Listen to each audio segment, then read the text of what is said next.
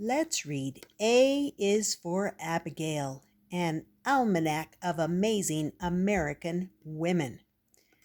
It's kind of a long book, so stick with me. We have Emily Dickinson, Harriet Tubman,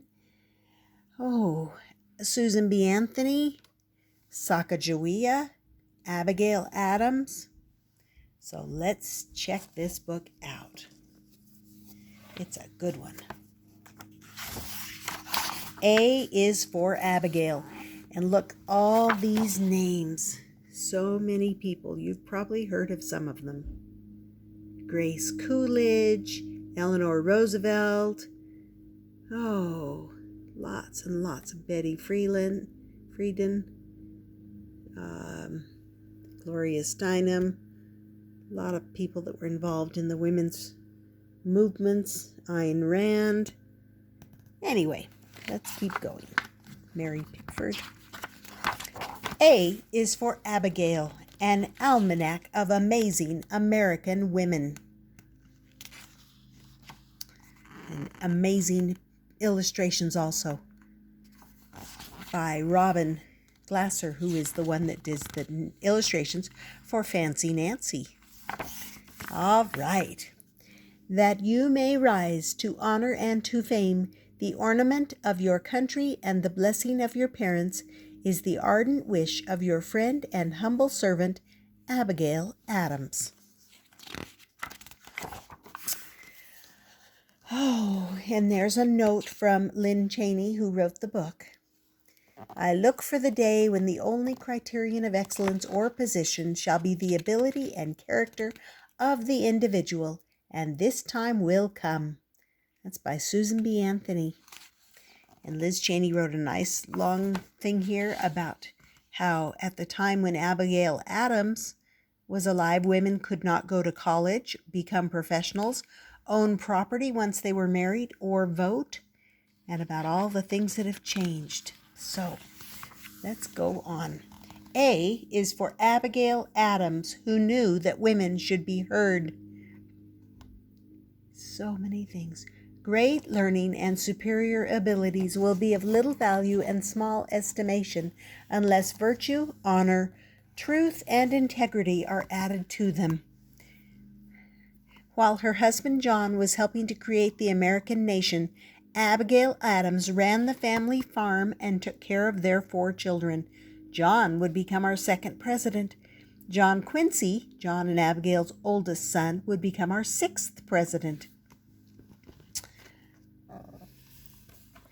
Abigail Adams decided whom to hire, what to plant, and when to harvest, and she prided herself on her skill. The barley looks charmingly, she wrote to John in the spring of 1776. As the Revolutionary War approached, Abigail's treasured pewter spoons were melted to make bullets. In Abigail's time, most people didn't think it was important for girls to be educated, but Abigail knew better and said so. Much of their 54-year marriage was spent apart as John was helping to create a new country. Abigail wrote him hundreds of letters. Although her house was small, Abigail willingly gave shelter to soldiers fighting for America's cause. Abigail wove homespun cloth during the Revolutionary War and made clothes for the whole family. When John was able to come home, Abigail was very happy. She called him her dearest friend. All right, and around the edges we have, in Abigail Adams' time, it was unusual for women to speak out about improving their lives, but Abigail did. In 1776, when John was considering what the laws for the new nation should be, she wrote to him, I desire you would remember the ladies. And she continued, if particular care and attention is not paid to the ladies, we are determined to foment a rebellion and will not hold ourselves bound by any laws in which we have no voice or representation. She was a wonderful woman. Next, B. B is for Elizabeth Blackwell and others who wanted to heal. Oh boy, in 1849, Elizabeth Blackwell became the first woman to earn a medical degree. She encouraged others who wanted to prevent illness and help the sick. Quote, I do not wish to give women a first place, still less a second one, but the most complete freedom to take their true place, whatever it may be. See, Dr. Elizabeth Blackwell, first woman doctor. Born in slavery, Susie King Taylor nursed wounded soldiers during the Civil War. In 1902, she described her experiences in a memoir called The Angel of the Battlefield for her work during the Civil War. Clara Barton helped found the American Red Cross in 1881. In 1947, Dr. Gertie Corey and her husband won the Nobel Prize in Medicine. She was the first American woman to do so. Dr. Virginia Apgar devised the Apgar score, a test that has been used since the 1950s to evaluate the health of newborn babies. C is for Evelyn Cameron and the Women Who Went West.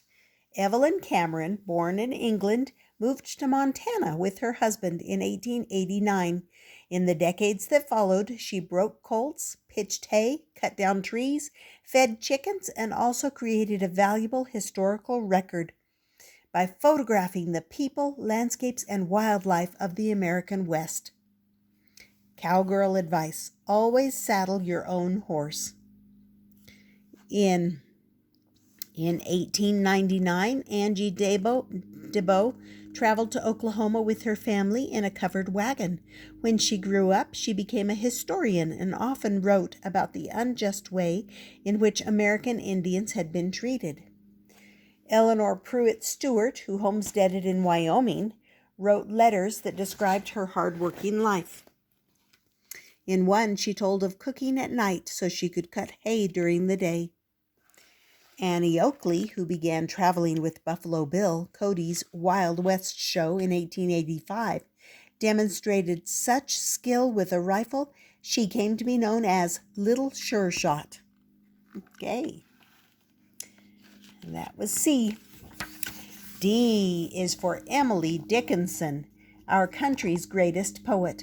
Although she seldom left her home in Amherst, Massachusetts, Emily Dickinson explored the world through her imagination. There is no frigate like a book to take us lands away, nor any coursers like a page of prancing poetry.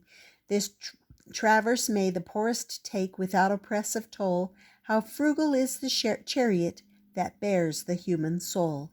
It's one of her poems. And around here we have a whole bunch of other poems. Edna St. Vincent Millay, Rita Dove, Dorothy Parker, Sylvia Plath, Maya Angelou, Marianne Moore, Adelaide Crapsey, Frances E. W. Harper, Muriel Rickeser, Phyllis Wheatley, Anne Bradstreet, Gwendolyn Brooks, Leonie Adams, Harriet Moore, Eleanor Wiley, Catherine Lee Bates, Hilda Doolittle, Amy Lowell, Anne Hempstead Branch, Lucy Larcom, Louise Gluck, Ina Coolbrith, Eunice Tejons, Louise Bogan, Annie Spencer, Emma Lazarus, and Ella Wheeler Wilcox, and Sarah Teasdale. Lots of great poets. E is for educators, the women who taught us well.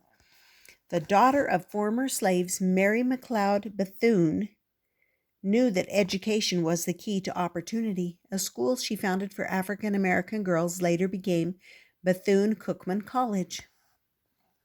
And there's Maria Cadilla de Martinez was a leader in teaching and preserving Hispanic and Puerto Rican culture. And then we have Mary Lyon, who founded Mount Holyoke College, opened the doors of higher education to women. Knowing that girls should have a good education, Emma Willard founded Troy Female Seminary in 1821. And down here we have Anne Sullivan, helped Helen Keller, who could not see or hear, to learn. And Anne Carroll Moore showed that libraries could be joyful places for children. Yes.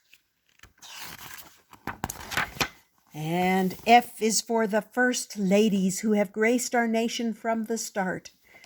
Martha Washington, Abigail Adams, Dolly Madison, Abigail Fillmore, Margaret Taylor, Sarah Polk, Lucretia Garfield, Frances Cleveland, Caroline Harrison, Ida McKinley, Edith Roosevelt, Helen Taft, Pat Nixon, Lady Bird Johnson, Jacqueline Kennedy, Mamie Eisenhower, Bess Truman, Eleanor Roosevelt, Elizabeth Monroe, Louisa Adams, Anna Harrison, Letitia Tyler, Julia Tyler, Lucy Hayes, Eliza Johnson, Julia Grant, Mary Todd Lincoln, Jane Pierce, Ellen Wilson, Edith Wilson, Florence Harding, Grace Coolidge, Lou Harver, Laura Bush, Hillary Rodham Clinton, Barbara Bush, Nancy Reagan, Rosalind Carter, Betty Ford.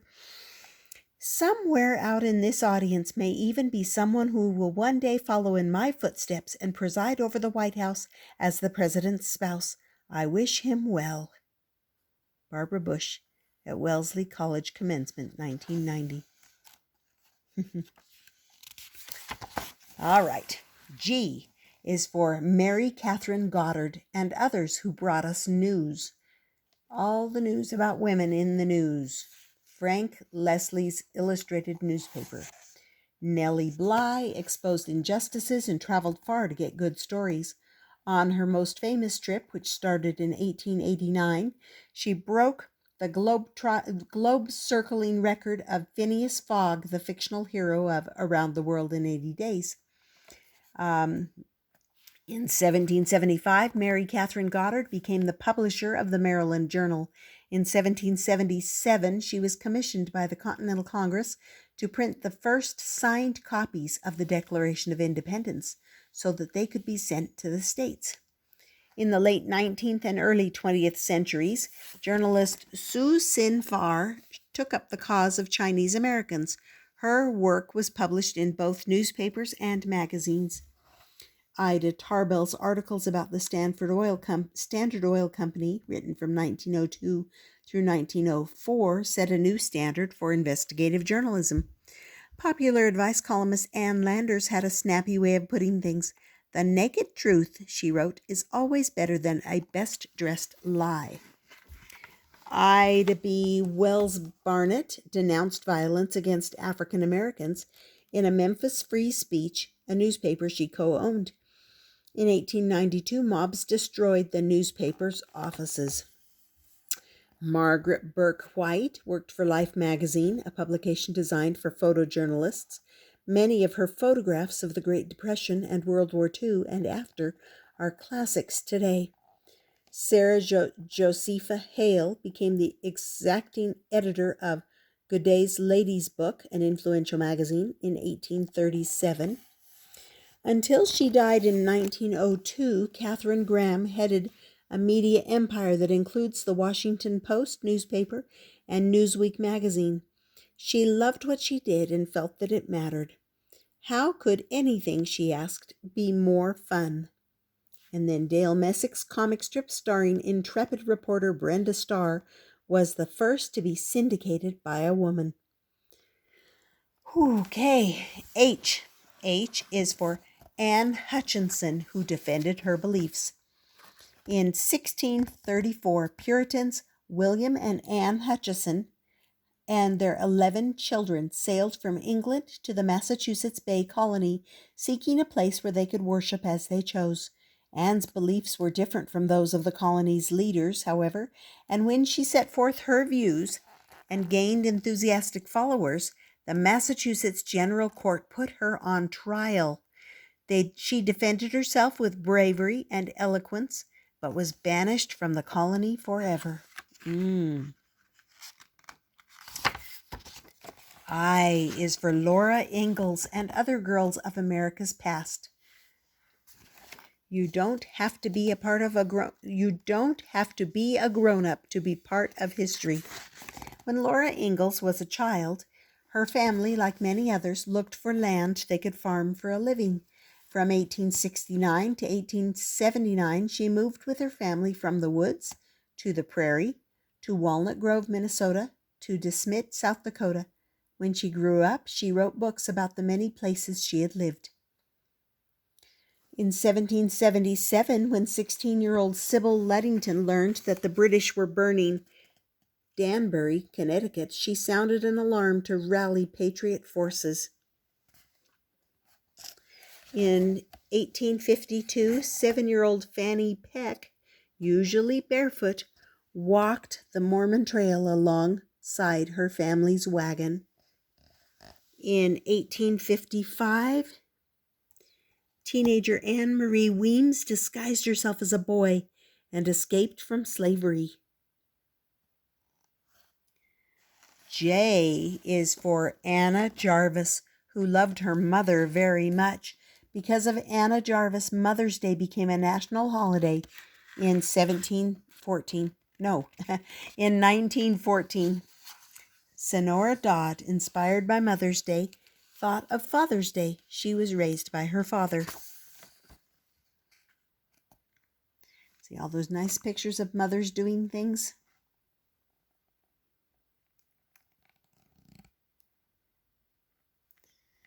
Yeah. K. K is for Mary Keyes and other inventors and entrepreneurs. In 1809, Mary Keyes received the first U.S. patent granted to a woman. Her invention, a method of weaving straw and silk together, advanced the art of hat making. The daughter of immigrants, Estee Lauder started a cosmetics company in 1946 that is a multi-billion-dollar business today. In the 1950s, Marion Donovan invented the first disposable diaper. Rose Michtom, an immigrant from Russia, created the first teddy bear in 1902. Madam C.J. Walker developed hair care products for African Americans. The company she started in 1906 was a great success. Selling everything from hat to hem, Hattie Carnegie, who immigrated to America as a child in 1892, built a multi-million-dollar fashion empire. In the 1870s, Margaret Knight invented the machine-made paper bag. All right. Martha Costin developed a system of signal flares used during the Civil War. Inspired by West African mothers, Anne Moore invented a baby carrier. Bet Naismith Graham invented a correction fluid for typists and parlayed it into a multi-million-dollar business. Olive Ann Beach and her husband Walter started Beach Aircraft in 1932. Their first Beechcraft was the Staggerwing.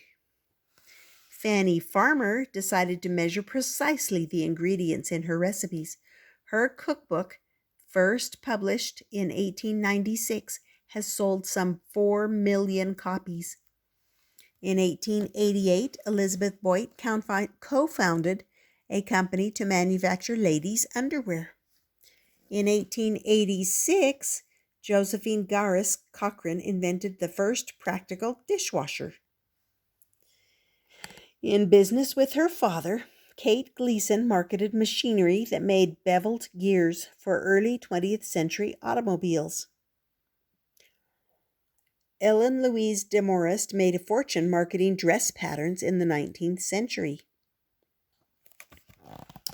In 1903, Alabama native Mary Anderson invented a windshield wiper. In 1938, Catherine Blodgett received a patent for invisible glass, an invention that makes everything from telescopes to eyeglasses easier to see through. Margaret Rudkin started the Pepperidge Farm Bakeries in 1937.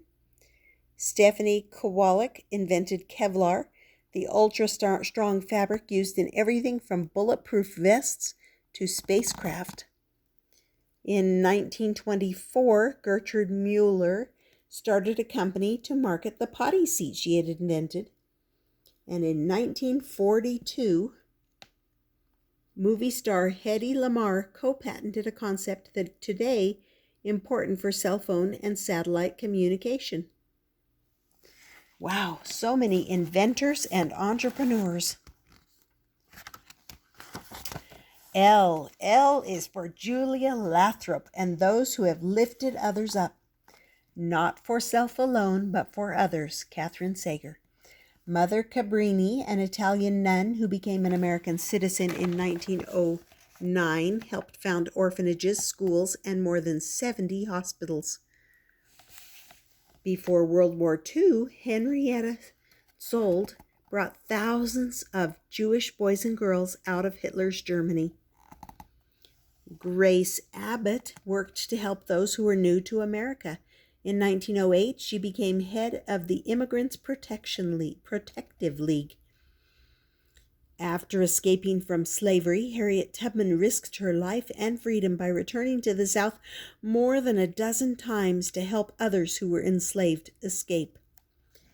And in 1889, Jane Addams established Hull House, a place in Chicago where she lived among people in need and found ways to help them.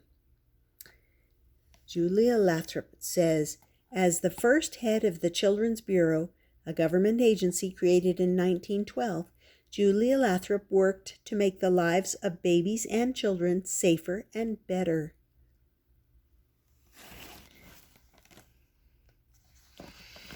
M is for Maria Mitchell and all who look to the skies.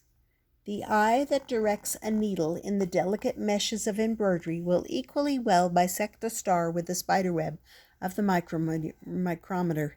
Maria Mitchell. Okay. We have up here in 1932, Amelia Earhart became the first woman to fly solo across the Atlantic Ocean. And in 1983, Dr. Sally Ride became the first American woman in space. Dr. Mae Jemison became the first African American woman in space in 1993. Dr. Ellen Ochoa became the first Hispanic woman astronaut in 1990. In 1953, Jacqueline Cochran became the first woman to break the sound barrier. In 1921, Bessie Coleman became the first African American woman to be licensed as a pilot. Before she retired in 1940, Annie Jump Cannon classified some 350,000 stars. Wow. In 1847, Maria Mitchell discovered a comet in the night skies. By the 1860s, her reputation as an astronomer was so exalted that Vassar College built this observatory for her. Wow. Okay, that's halfway through the book, and this is really a long video already. So I'm going to cut this here, and we'll pick it up soon with N. I'll do N next. All right, and I hope you're enjoying. A is for Abigail, an almanac of amazing American women.